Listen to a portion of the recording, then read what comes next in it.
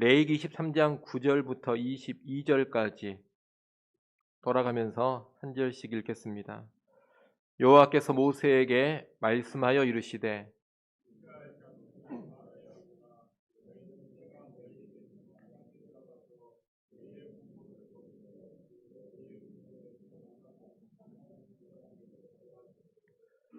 제사장은 너희를 위하여 그 단을 여호와 앞에 기쁘게 받으심이 되도록 흔들되 안식일 이튿날에 흔들 것이며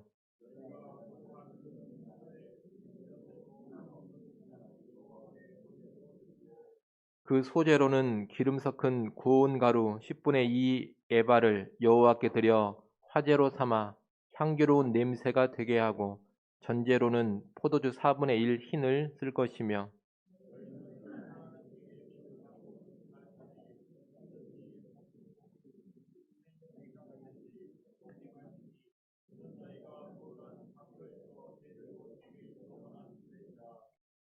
안식일 이튿날 곧 너희가 묘제로 곡식단을 가져온 날부터 세어서 7 안식일의 수요를 채우고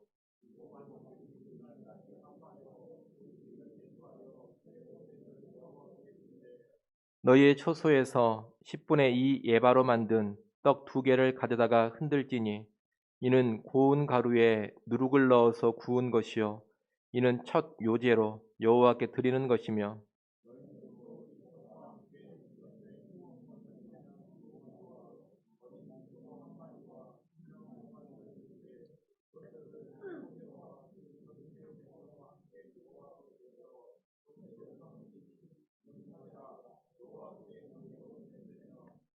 또 순념소 하나로 속죄제를 드리며 1년 된 어린 순양 2마리를 화목제물로 드릴 것이요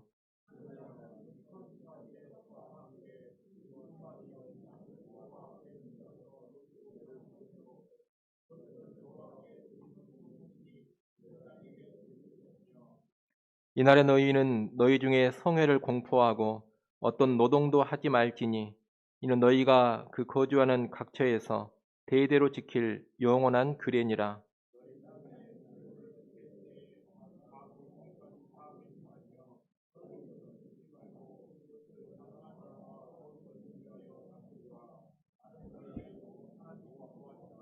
아멘.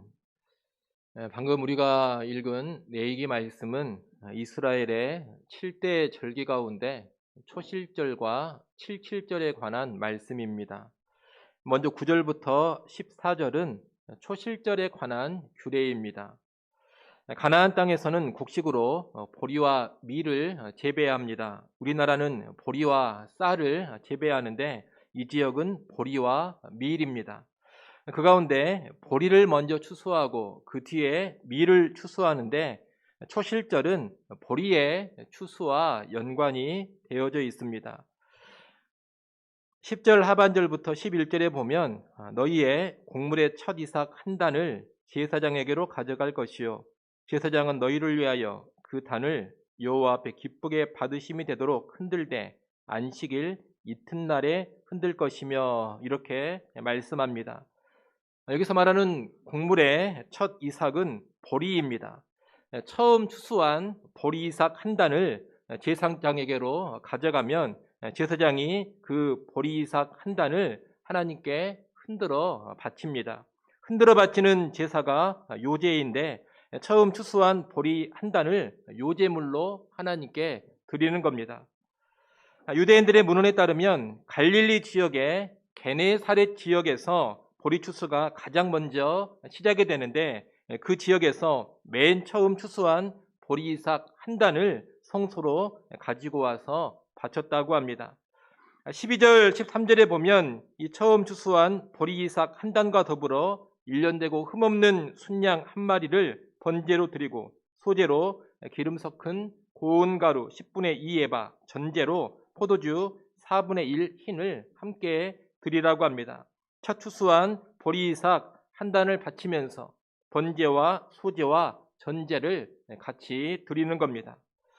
그럼 이렇게 처음 추수한 보리 이삭 한 단을 바치는 초실절이 날짜상 언제냐? 11절 맨 뒤에 보면 안식일 이튿날이다 그렇게 알려주고 있습니다. 여기서 말하는 안식일 이튿날은 유월절 이후 첫 번째 맞이하는 안식일 이튿날을 가리키는 것입니다. 여러분 화면을 한번 보시면 좋겠습니다. 화면에 보시면 우리가 지난주에 봤던 것처럼 유대인들의 1월 달력이 나오는데 유대인들의 음력 달력으로 1월 14일 저녁이 유월절입니다. 그리고 유월절 직후 1월 15일부터 21일까지 7일 동안이 무교절입니다. 이 무교절의 첫날인 15일과 마지막 날인 21일은 노동을 쉬고 성회로 모인다 그랬습니다.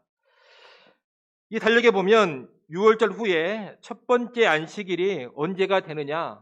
무교절 첫날인 15일, 바로 절기 안식일입니다. 그러면 초실절은 언제가 되겠습니까? 초실절은 유월절 지나고 처음 맞이하는 이 절기 안식일인 15일 다음 날, 15일 이튿날입니다.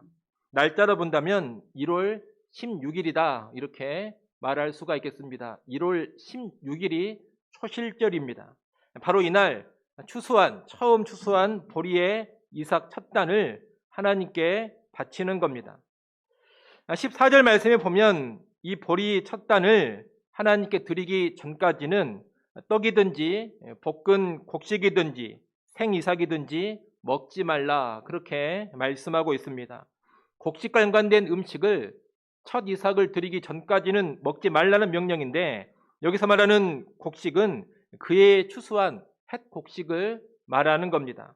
추수한 첫 단을 드리기 전까지는 햇 곡식을 그 어떤 것도 먹지 말라 이런 명령이 14절 말씀입니다. 다시 말하면 먼저 추수한 곡식의 첫 단을 하나님께 바친 후에야 추수한 햇 곡식을 먹을 수 있다는 겁니다. 이어지는 15절부터 22절까지 말씀은 77절에 관한 규례입니다. 77절은 보리 첫 이삭을 바친 이 초실절로부터 시작해서 50일째 되는 날입니다. 15절 말씀을 여러분이 한번 보십시오. 15절, 16절 말씀, 15절, 16절 말씀 여러분이 한번 읽습니다.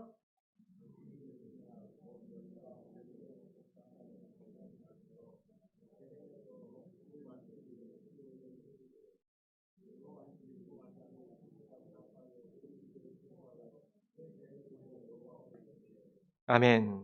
여기 보면 15절에 안식일 이튿날 곧 너희가 요제로 곡식단을 가져온 날, 이 날이 바로 초실절입니다. 이 초실절부터 세워서 7 안식일의 수요를 채워라 그럽니다. 7 안식일이란 7주간을 뜻하는 겁니다. 한 주가 7일이기 때문에 7주간이면 7 곱하기 7에서 49가 됩니다. 49일을 채우고 그 이튿날까지 합해서 50일째 날에 새 소재를 여호와께 드립니다. 바로 그 새 소재를 드리는 날이 77절입니다. 초실절 후에 7 안식일을 지난 후에 맞이하는 절기라 해서 77절 이렇게 명칭을 붙인 겁니다. 화면을 한번 보십시오. 좀 복잡한 표가 나와 있는데 6월절 후에 처음 맞이하는 안식일 이튿날, 다시 말하면 1월 16일이 보리 첫 단을 요제로 바친 초실절입니다. 이 초실절을 1일로 해서 날짜를 세어가는 겁니다. 초실절을 1일로 해서 날짜를 세어가 7 안식일 49일을 채우고 그 다음 날 50일째 되는 날이 77절입니다. 유대의 달력은 음력인데 1월 한 달이 총 30일로 이루어져 있고 2월 한 달은 총 29일로 이루어져 있습니다. 그리고 3월 달은 또 30일로 되어 있고 4월 달은 29일 이런 식으로 날짜가 배정되어 있습니다. 그래서 1월 16일 초실절부터 하루하루 계산을 해나가면 3월 6일이 50일째 되는 날 77절이 되는 겁니다.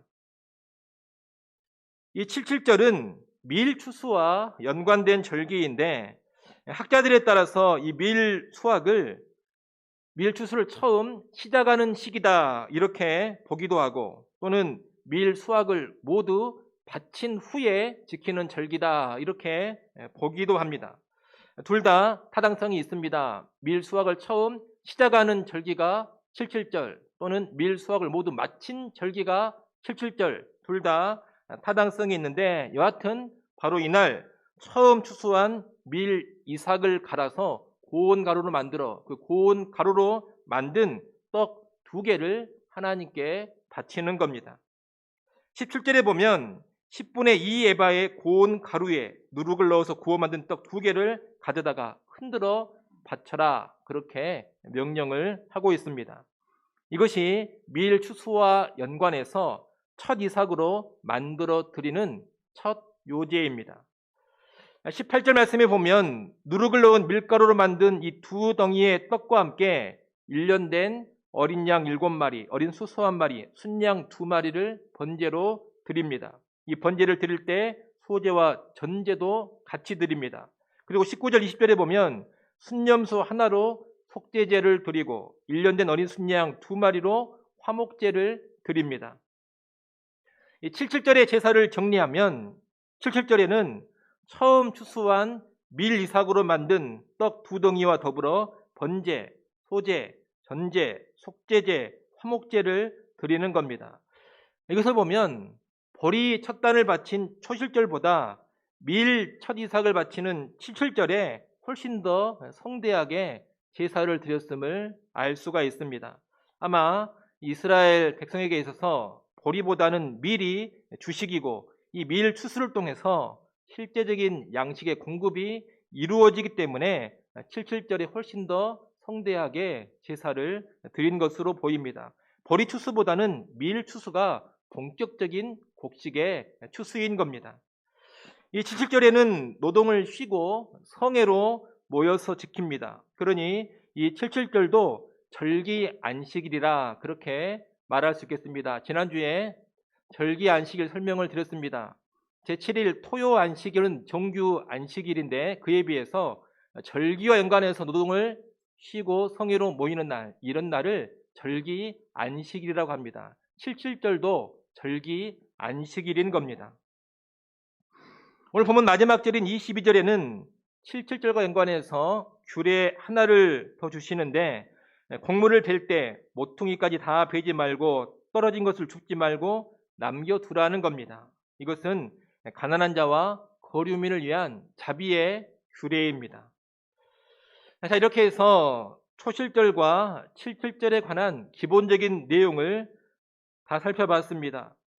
초실절은 보리 추수와 연관해서 추수한 첫 보리 이삭 한 단을 바치는 절기이고 77절은 밀 추수와 연관해서 추수한 첫 밀의 이삭으로 만든 떡 2개를 바치는 절기입니다. 둘 다 첫 이삭을 바치는 절기인데 초실절은 보리요, 77절은 밀이다 이렇게 정리할 수가 있겠습니다. 그런데 우리 개역개정 성경에는 출애굽기에 77절과 연관해서 좀 헷갈리게 번역을 해놨습니다. 출애굽기 23장을 잠깐 한번 보겠습니다. 출애굽기 23장 16절 말씀을 한번 보십시오.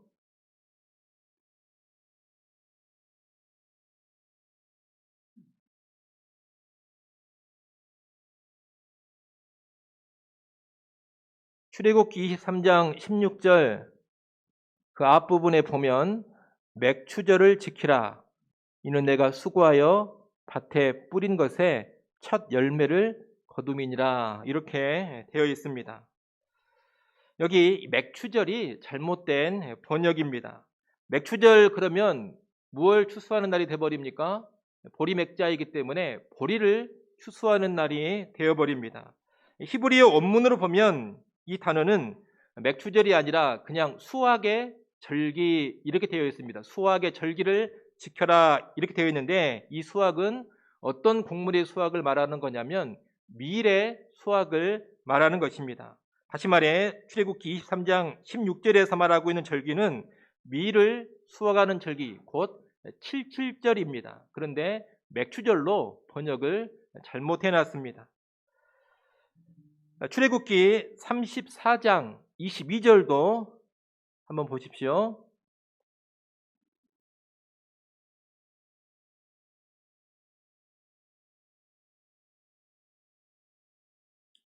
출애굽기 34장 22절입니다. 34장 22절 상반절에 보면 어떻게 되어 있습니까? 77절 곧 맥추의 초실절을 지키고 이렇게 되어 있습니다. 뭐가 잘못된 번역이겠습니까? 맥추의 초실절이 잘못된 번역입니다. 맥추의 초실절이라고 하면 보리추수가 되어버립니다. 근데 앞에 어떤 절기라고 했습니까? 77절이라고 했습니다. 77절이기 때문에 미래 초실절 이렇게 번역을 해야 맞습니다. 여하튼 초실절은 보리의 첫 열매와 연관된 절기이고 77절은 밀의 첫 열매와 연관된 절기다. 여러분은 이렇게 알고 계시면 되겠습니다. 다시 오늘 레위기 본문으로 돌아오십시오. 이제 이론적인 내용은 다 살펴봤고 이 두 절기의 의미를 좀 보도록 하겠습니다. 크게 이 구약 절기 자체를 지키는 구약 차원에서의 의미와 신약의 예수 그리스도 안에서 이 절기가 성취된 차원에서의 의미, 이렇게 크게 두 개로 나누어서 의미를 좀 생각해 보겠습니다. 일단 이 구약의 절기를 지키는 차원에서 보자면 초실절, 77절과 연관해서 세 가지 의미를 우리가 생각해 볼 수가 있겠습니다. 첫째는 수확에 대한 감사입니다. 초실절은 보리추수, 77절은 밀추수에 대해 하나님께 감사하는 의미가 있습니다. 율법에 따르면 이스라엘 백성이 이제 가나안 땅에 들어가 농사를 짓게 되는데, 농사를 짓게 되면 추수와 연관해서 언제나 먼저 하나님께 추수한 곡식의 첫 소산을 바치도록 명령을 하고 있습니다. 이것은 왜 주시는 명령이냐? 추수, 농사와 연관해서 하나님의 은혜를 늘 기억하라, 이런 의도에서 주시는 명령입니다. 이스라엘 백성들이 농사 과정에서 씨 뿌리는 수고를 하고 싹이 난 작물을 돌보는 수고를 하고 결실이 잘 맺히도록 최선을 다해서 일합니다. 그리고 또 노동력을 동원해서 추수도 합니다. 이 과정에서 사람의 많은 수고, 많은 노력이 들어가는 겁니다. 하지만 이런 수고와 노력에도 불구하고 하나님이 주시지 않으면 그 어떤 소출도 얻을 수가 없는 겁니다. 이스라엘 백성들은 그것을 알고서 내가 얻은 모든 소산, 내 수고가 분명히 들어갔고 내 노력이 들어갔지만 본질적으로 이 모든 소산은 하나님께서 은혜로 주신 것이다. 이것을 인정하고 그런 고백을 하면서 감사의 마음으로 첫 소산물을 드리는 겁니다. 여러분, 이 하나님의 은혜를 알고 인정하는 것이 신앙에 있어서 정말로 중요한 요소입니다. 하나님 은혜를 늘 아는 사람이 진짜 신자고, 하나님 은혜를 모르면 이 사람은 사실 불신자인 겁니다. 오늘날 우리가 얻는 수익과 연관해서도 신자와 불신자의 차이점이 바로 이겁니다. 이 수입, 소산과 연관해서, 소득과 연관해서 하나님을 인정하느냐 인정하지 않느냐, 여기에서 진짜 신자냐 아니냐가 결판이 난다는 겁니다. 신자는 수입이 있을 때 하나님께서 은혜로 주신 것임을 알고 그것을 인정합니다. 내 힘과 내 능력과 내 지혜가 사용되었지만 결코 그것만 가지고서는 이러한 수입을 얻을 수가 없고 하나님이 은혜를 주셨기 때문에 이것을 얻었다, 이렇게 인정하고 나아가야 이것이 신자의 모습이라는 겁니다. 다시 말해, 하나님이 은혜를 주시지 않으면 내가 아무리 열심히 일하고 최선의 노력을 다한다 하더라도 10원짜리 하나 얻을 수 없다. 이것을 인정하는 것, 이게 신앙입니다. 그리고 이것을 인정하는 사람이 신자입니다. 반면에 불신자는 이런 하나님을 전혀 인정하지 않습니다. 내가 수고하고 내가 고생해서 얻은 것이다. 내가 내 지혜로 내 머리를 써서 번 것이다. 이렇게만 생각을 합니다. 뭘 이런 경제적인 수입을 하나님이 주셨다고 말하느냐? 웃기는 소리다. 뭘 하나님이 주느냐? 내가 노력해서 번 것이다. 내가 수고해서 얻은 것이다. 불신자들은 늘 이런 생각을 하고 이렇게 말합니다. 그들의 인식에는 하나님이 없기 때문에 그런 소리를 하는 겁니다. 성경은 신자들에게 이런 불신자들의 태도가 틈타는 것을 늘 경고하고 경계합니다. 신명기 말씀을 한번 보겠습니다. 신명기 8장으로 한번 가보겠습니다.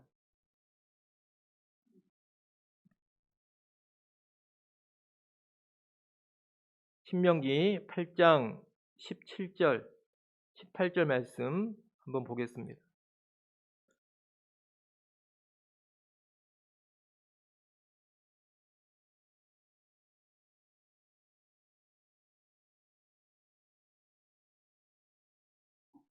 신명기 8장 17절부터 18절 상반절까지 우리 같이 한번 읽어보겠습니다. 함께 읽습니다.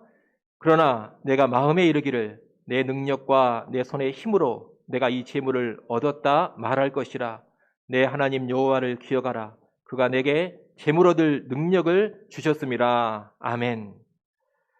이스라엘 백성도 가나안 땅에 들어가면 이런 착각에 빠진다는 겁니다.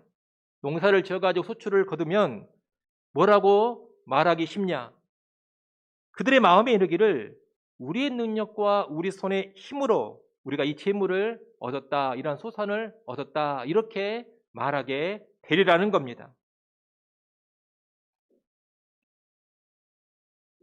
그들을 향해서 모세가 미리 경고를 하는 겁니다. 나중에 그렇게 너희가 말하기 쉬울 텐데 누구를 기억하라고 합니까? 내 하나님 여호와를 기억하라. 그가 너희에게 재물 얻을 능력을 주신 것이다. 이렇게 미리 알려주고 있는 겁니다. 여러분, 나의 능력으로, 나의 힘으로 재물을 얻었다고 쉽게 생각하는 것, 이것이 불신자들의 사고방식이고 세상의 철학입니다. 우리 믿는 자들도 이런 생각, 이런 사고방식에 쉽게 빠져드는데, 내 능력으로, 내 힘으로 재물을 얻었다고 하는데, 여러분, 그 능력과 힘은 대체 누가 주신 겁니까? 사지 멀쩡해서 일할 수 있는 건강은 대체 누가 주신 겁니까? 뭔가 호흡을 해야 움직일 수도 있고 일도 할 수 있을 텐데, 호흡할 수 있는 그 생명력은 대체 누가 주신 겁니까? 기술을 습득하고 익힐 수 있는 능력은 근본적으로 누가 주신 겁니까? 여러분, 다 하나님께서 주신 겁니다.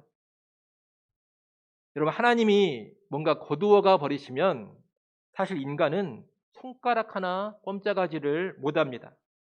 아무리 대단한 학력을 가지고 있고 대단한 학위를 가지고 있고 특출난 재능과 지혜를 가지고 있어도 하나님이 허락하시지 않으면 그런 것을 눈꽃만큼도 제대로 발휘할 수가 없게 된다는 겁니다. 사람이 건강하고 힘이 넘칠 때에는 자기 스스로 뭐든지 다 하는 것 같고 뭐든지 또 스스로 다 할 수 있는 것 같습니다. 그러나 여러분, 한번 제대로 아파 보기만 해도 그런 것이 내게 달린 것이 아님을 절절히 깨닫게 됩니다. 하나님이 허락하시지 않으면 작은 손가락 하나 움직일 수가 없고 호흡 한번 제대로 못하는 것이 연약한 우리 인생이라는 것을 분명히 알아야 합니다. 불신자들은 교만이 극에 달해 있기 때문에 완전히 박살나기 전에는, 왕창 깨지기 전에는 절대 이런 것을 깨닫지를 못합니다. 아주 기고만장하게 살아갑니다. 하지만 신자는 깨지기 전에, 얻어맞기 전에, 무너지기 전에 미리미리 그 사실을 알고서 겸손하게 살아가는 사람인 것입니다. 여러분, 겸손하게 하나님을 인정하는 사람, 그 사람이 신자입니다. 모든 것이 하나님의 은혜임을 알고 인정하는 사람, 그 사람이 신자입니다. 모든 것이 은혜인 줄 알고 나의 소출이나 나의 소득, 나의 수익과 연관해서 하나님께 감사할 줄 아는 사람, 그 사람이 신자입니다. 이 77절과 초막절은 바로 그런 신자의 삶, 내게 주어지는 모든 것이 하나님의 은혜임을 알고 감사하는 삶을 살라고 만들어주신 절기인 것입니다. 그런 이 77절 초막절의 정신을 잘 알고서 신자답게 내 모든 소산은 하나님께서 은혜로 주셨음을 알고 그 하나님께 먼저 감사할 줄 아는 그런 성도들이 되시기 바랍니다. 둘째로, 물질의 우선순위를 우리가 생각해 볼 수가 있습니다. 방금 앞서서 감사를 말씀드렸는데 여러분, 이 감사라는 것은 말로만이 아니라 적극적인 드림으로 표현이 되어야 합니다. 초실절과 칠칠절은 말로만 감사하는 절기가 아닙니다. 처음 추수한 보리 첫 단, 처음 추수한 밀을 대표로 하나님께 바치는 절기가 초실절이요 칠칠절입니다. 실제적으로 곡물, 실제적으로 물질을 바치는 절기라는 겁니다. 이 초실절과 칠칠절에 드리는 첫 소사는 이스라엘 전체를 대표해서 성소에 바치는 겁니다. 전 이스라엘을 대표해서 초실절에는 보리 한 단을 바치는 것이고, 칠칠절에는 밀가루 10분의 2 에바로 만든 떡을 성소에 바치는 겁니다. 그런데 이것으로만 끝나는 게 아닙니다. 이 초실절과 칠칠절을 시작으로 해서 각각의 백성, 이스라엘 백성들은 각자 자기가 수확한 보리와 밀의 첫 소산물을 하나님께 드려야 합니다. 율법은 모든 백성이 소산물의 처음 익은 열매를 하나님께 바치도록 명령을 하고 있습니다. 따라서 모든 백성은 첫 소산물을 하나님께 바쳐야 하는 겁니다. 그 공식적인 시작점이 바로 초실절, 칠칠절인 겁니다. 이 초실절과 칠칠절에 이스라엘 전체를 대표해서 드리는 첫 소산물의 양은 명확하게 정해져 있습니다. 보리는 얼마만큼 드리느냐? 이삭 한 단을 드리면 됩니다. 밀은 첫 소산물로 얼마만큼 드리느냐? 밀가루 10분의 2 에바를 드리면 됩니다. 그런데 전체를 대표해서 드리는 첫 소산물은 이렇게 정해져 있는데, 각각의 백성이 드리는 첫 소산물의 양은 구체적으로 정해져 있지가 않습니다. 그냥 드려라 이렇게만 명령을 하고 있고 양은 정해주시지 않았다는 겁니다. 그러니 백성이 알아서 첫 소산물을 드리는 겁니다. 후대에 이제 유대 랍비들은 백성이 각각 곡식의 첫 소산을 드릴 때 기준을 명확하게 정합니다. 율법에서는 명령하지 않았는데 이스라엘 백성이 첫 소산물을 드리는데 우리가 얼마를 드려야 되느냐 이런 질문들이 자꾸 나오니까 유대의 율법 교사들, 이 랍비들이 기준을 임의로 정한 것입니다. 그 기준이 뭐냐면 수확량의 60분의 1입니다. 그래서 유대교에서는 이 랍비들의 가르침을 따라서 수확한 추수량의 60분의 1을 첫 소산물로 간주하고 바치는 것이 하나의 관례가 되어 있습니다. 여하튼 이 초실절, 칠칠절을 기점으로 해서 백성들 역시 각자가 자신이 수확한 것에 첫 것을 드리고 나서야 그의 추수한 햇 곡식을 먹었던 겁니다. 우리가 여기서 물질 사용의 우선순위를 배우게 되는 겁니다. 이 물질 사용의 우선순위는 뭐냐? 감사의 마음으로, 또 이 감사의 실제적인 표현으로 하나님께 먼저 드리는 겁니다. 주어진 물질로 내가 먼저 먹고 마시며 쓰는 게 아니라는 겁니다. 항상 먼저 하나님께 드릴 것을 드리고 그 다음에 내 필요를 채우는 겁니다. 여러분, 이것이 물질의 우선순위입니다. 여러분 잘 아시는 마태복음 6장 33절 말씀에도 너희는 먼저 그의 나라와 그의 의를 구하라, 그렇게 명령을 하고 있습니다. 먼저 그의 나라와 그의 의를 구하라 했는데, 먼저 그의 나라와 그의 의를 구하는 삶에는 물질의 영역도 포함이 되어져 있습니다. 먼저 하나님의 나라와 하나님의 의를 위해서 물질을 드릴 줄 알아야 하는 겁니다. 물질을 먼저 드릴 줄 모르고 언제나 자기 필요를 먼저 채우는 데만 급급해하면 안 됩니다. 신자로서 잘못 살고 있는 겁니다. 그런 사람은 물질 사용의 우선순위가 무너져 있는 것이고 사실 신앙이 제대로 정립되어 있지 않는 겁니다. 하나님의 은혜를 제대로 아는 사람이라고도 말할 수 없고 하나님께 제대로 감사하는 사람이라고 말할 수도 없습니다. 하나님께 먼저 드릴 것을 드리고 그 다음에 내가 쓸 것을 쓰겠다, 이렇게 물질의 우선순위가 정립된 사람이 진짜 은혜를 아는 사람이고 정말로 하나님께 감사를 하는 사람입니다. 아무리 입술로 은혜를 이야기하고 아무리 말로 감사를 말한다 하더라도 물질의 우선순위가 정립되어 있지 않으면 그것은 헛된 것에 지나지 않습니다. 언제나 물질이 있는 곳에 마음이 있습니다. 보물이 있는 곳에 마음이 있는 겁니다. 그런 여러분, 이 초실절과 실질절이 가르쳐 주는 것처럼 물질의 우선순위를 잘 정립하시기 바랍니다.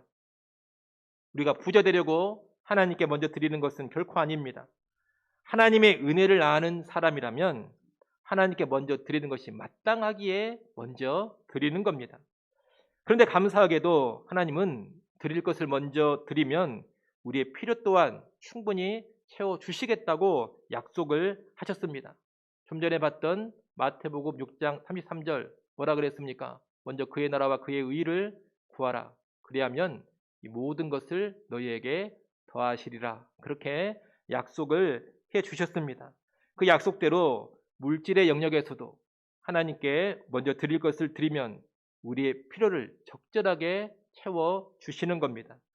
은혜에 대한 감사와 더불어 하나님의 채워주심에 대한 약속을 또한 믿고서 먼저 드릴 것을 드리는 그런 성도들이 꼭 되었으면 좋겠습니다. 마지막 세 번째로 우리가 살펴볼 수 있는 의미는 가난한 사람들에 대한 구제입니다. 하나님의 은혜로운 공급을 받고서 감사하는 이 절기에 하나님께서는 가난한 자들을 잊지 말라는 명령을 주셨습니다. 다시 오늘 본문으로 오셔서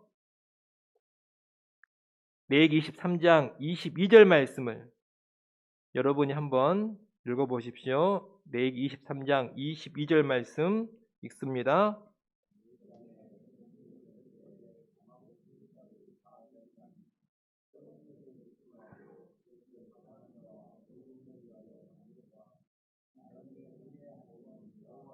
아멘. 이 말씀은 밀 추수의 절기인 77절과 연관해 주시는 말씀이지만 보리 추수 때에도 그대로 적용이 되는 말씀입니다. 밀과 보리를 추수할 때 반 모퉁이를 다 베지 말고 남겨둬라 그렇게 명령합니다. 또한 추수하는 도중에 이삭이 땅에 떨어질 수 있는데 땅에 떨어진 이삭은 줍지 말고 그대로 남겨두라고 명합니다. 왜 이렇게 하느냐? 가난한 자와 거류민을 위해서라고 합니다. 가난한 사람이란 여러분 잘 아실 것이고 거류민이 나오는데 구약에 나오는 거류민이란 이스라엘 백성은 아니지만 이런저런 이유로 해서 이스라엘 백성 가운데 거주하고 있는 타민족, 타국인을 가리키는 말입니다. 나그네라든가 이주민들, 난민들 이런 사람들이 거류민의 부류에 속한다 하겠습니다. 이런 거류민이나 가난한 사람들은 경제적으로 궁핍한 사람들입니다. 바로 이런 사람들을 위해서 곡식을 추수할 때 다 베버리지 말고 모퉁이 쪽은 남겨둬라 명하신 것이고 또 추수할 때 떨어진 이삭도 줍지 말고 그대로 놔두라고 명하신 겁니다. 그렇게 놔두면 가난한 사람들이 와서 모퉁이에 남겨진 곡식을 베어서 가져다 먹는 것이고 또 땅에 떨어진 이삭을 주워서 가져다가 먹는 겁니다. 한마디로 경제적으로 궁핍한 사람들을 돕는 차원에서 이런 명령을 주신 겁니다. 일종의 구제인데 이러한 방식의 구제는 내가 추수를 다 해버리고 모든 것을 내가 가지고 있는 다음에 가난한 사람을 불러다가 내가 나누어 주는 그런 방식보다 훨씬 더 좋은 방식입니다. 이런 방식은 일단 가난한 사람들의 자존심을 배려해 주는 방식입니다. 여러분, 내가 모든 것을 다 가지고서 직접 가난한 사람을 불러다가 내 앞에 세워놓고 돈이나 곡식을 주는 것도 참 좋은 일입니다. 하지만 때로는 이런 방식이 받는 사람을 낯뜨겁게 하는 일이 될 수가 있습니다. 특히 자존심이 강한 사람이라면 직접 불러다가 돈을 주고 곡식을 내어주는 것이 상당히 불편한 일이 될 수가 있는 겁니다. 그래서 하나님은 그런 식으로 하지 말고 뭐라고 하시느냐? 아예 곡식의 일부를 밭에 남겨놓고 가난한 사람들이 직접 와가지고 거두어 가게 하시는 겁니다. 가난한 사람들의 자존심이라든가 체면을 최대한 지켜주고자 하는 마음에서 이런 방식을 주신 겁니다. 이런 방식은 또한 가난한 사람들로 하여금 일을 하게, 노동을 하게 만드는 방식입니다. 여러분, 구제가 참 좋은 것입니다만 구제의 부작용 중에 하나가 뭐냐? 구제받는 사람에게 공짜 심리가 생기고 구제받은 사람이 게을러질 수가 있는 겁니다. 구제받은 사람이 다 그런 것은 아니지만 간혹 이런 부작용이 나타나는 경우가 있습니다. 자꾸 구제에 익숙해지면 이 가난한 사람들이 일은 하지 않고 주는 것만 그때그때 받아가지고 쉽고 편하게 살려 하는 그런 성향을 간혹 가질 수가 있다는 겁니다. 오늘날 국가에서 시행하는 무상복지도 자칫 잘못하면 이런 그릇된 성향을 사람 안에 생성시킬 수가 있습니다. 일하지 않아도 이것저것 복지 혜택으로 다 주어지면 일을 해가지고 돈을 벌 수 있음에도 불구하고 일을 하기가 싫어집니다. 그냥 일하지 않고 국가에서 주는 것만 가지고 먹고 살아야 되겠다, 이런 사람들이 나온다는 겁니다. 일을 할 수 있는데 일을 안 해버립니다. 그렇게 되면 공짜 좋아하는 사람이 되어버리고 게으른 사람이 되어버리고 자꾸 의존적인 사람이 되어버리면서 그 개인이 무기력해지고 무의미한 존재가 되어버립니다. 또 그런 사람들이 많아지면 국가와 사회 전체적인 발전에도 커다란 장애물이 되는 겁니다. 그런데 오늘 본문에 하나님이 주신 방식은 가난한 사람들이 직접 일을 하게 만듭니다. 가난한 사람들이 추수 도구를 들고 밭으로 와서 모퉁이에 남겨진 것을 자기가 추수를 직접 해가지고 가지고 가야 합니다. 또 밭에 떨어져 있는 이삭을 자기가 수고하면서 주워서 집으로 가지고 가야 합니다. 이렇게 가난한 사람들이 직접 노동, 직접 일을 함으로써 자기들의 필요를 채움받게 하는 방식이라는 겁니다. 공짜 심리가 쉽게 생겨나지 않게 하고 게으르지 않게 하고 자립의 능력을 키워주는 방식이라 그렇게 말할 수가 있겠습니다. 이렇게 하나님은 가난한 사람들의 자존심을 최대한 배려해 주시고 또한 직접 일하면서 자립할 수 있는 능력을 키워주는 그런 방식으로 구제가 이루어지게 하시는 겁니다. 오늘날 우리도 하나님이 주신 물질을 가지고 지혜롭게 구제하고 가난한 사람들을 돕는 그런 성도, 그런 교회가 되어야겠습니다. 교회와 성도는 수입의 일부를 반드시 가난한 사람들을 돕는 데 사용을 해야 합니다. 특히 그들을 돕되 그들의 자존심과 그들의 체면을 최대한 지켜주는 것이 좋습니다. 직접적인 전달보다는 간접적인 전달이 좋을 것이고, 특히 오늘 같은 경우는 그냥 계좌 이체로 전해주는 것이 훨씬 좋을 수가 있습니다. 그리고 구제가 게으름과 나태함을 습관화시키지 않는 방식으로 가능하면 그들이 일하고 그들이 자립할 수 있는 방식으로 이루어지도록 하면 더욱 좋겠습니다. 이것은 지혜가 더 많이 필요한 영역이 되리라 생각이 됩니다. 여하튼 바라기는 오늘 우리의 삶과 우리 교회의 사역을 통해서 지혜로운 구제가 아름답게 이루어지기를 소원합니다. 이렇게 초실절, 실질절과 연관해서 구약 자체의 의미로는 세 가지 정도를 기억해 두시면 되겠습니다. 하나님의 공급에 대한 감사, 물질의 우선순위적인 사용, 가난한 자들에 대한 구제, 이 세 가지를 우리의 수입, 우리의 소상과 연관해서도 잘 실천하시기를 바랍니다. 이제 이어 신약에서 이 절기들이 예수님 안에서 성취된 차원에서의 의미를 간략하게 말씀을 드리겠습니다. 이 초시절과 칠칠절 구약의 절기인데 모든 구약의 절기가 그러한 것처럼 이 초시절과 칠칠절도 예수 그리스도를 통해서 성취가 됩니다. 먼저 초실절은 예수 그리스도의 부활과 관련이 됩니다. 다시 말하면 예수 그리스도의 부활로 성취되는 것이 초실절입니다. 지난주 말씀드린 것처럼 예수님은 6월절에 십자가에 달려 죽으셨습니다. 그리고 언제 부활하셨습니까?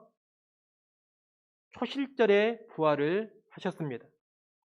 처음 열매를 드리는 초실절에 예수님께서 부활하셨다는 겁니다.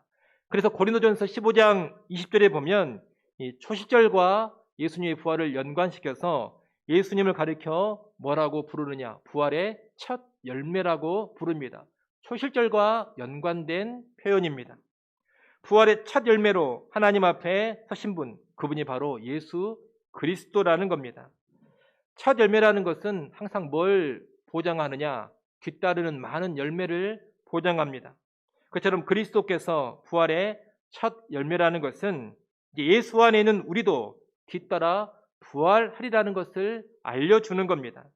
그리스도는 부활의 첫 열매가 되시고 예수 안에 있는 우리는 이제 뒤따라 부활에 동참하게 되는 겁니다.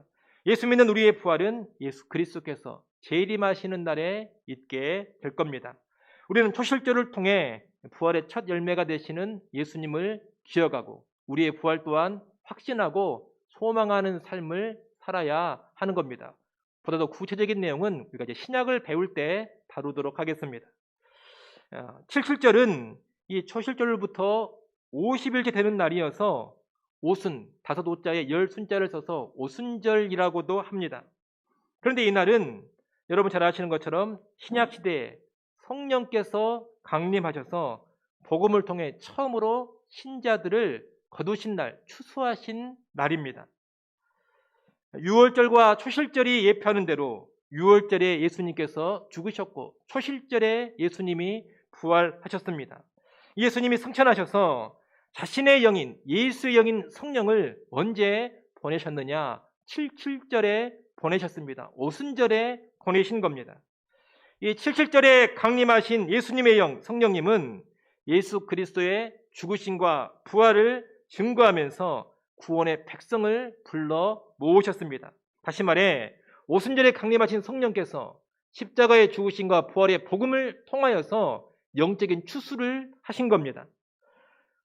사도행전 2장에 보면 오순절 날 성령께서 강림하시고 사도 베드로가 성령이 충만한 가운데 이 복음을 선포해서 3,000명이 예수님을 믿는 역사가 일어났습니다. 이것이 신약 시대에 복음을 통해 이루어진 최초의 추수입니다.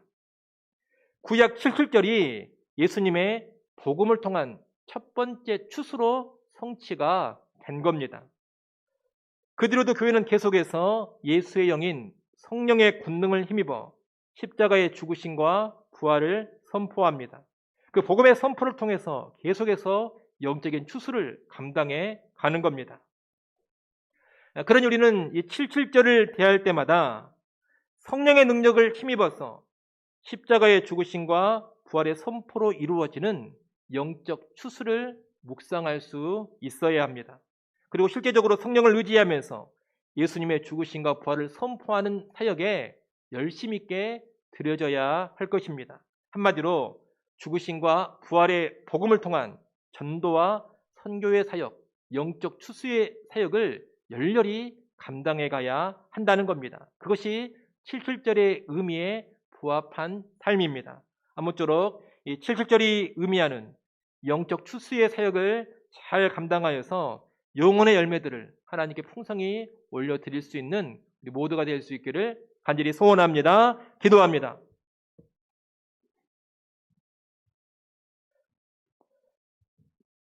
하나님 아버지, 초실절과 7.7절에 관한 말씀을 살펴봤습니다.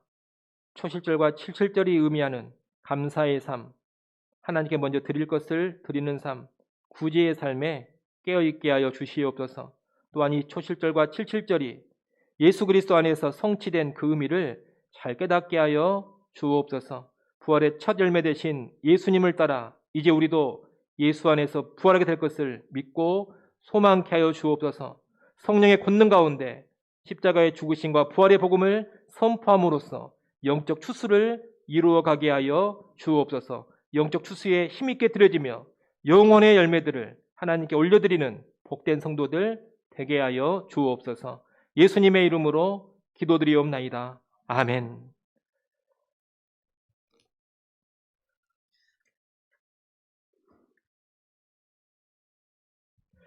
교회 소식 말씀드리겠습니다.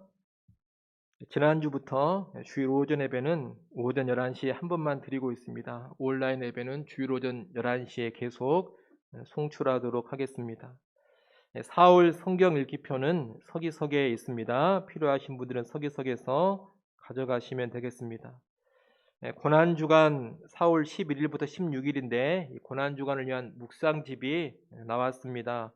혹시 묵상집 안 받아가신 성도님이 계시면 예배 마친 후에 서기석에서 한 부씩 가져가시면 되겠습니다. 찬양합니다. 우리 찬송가 185장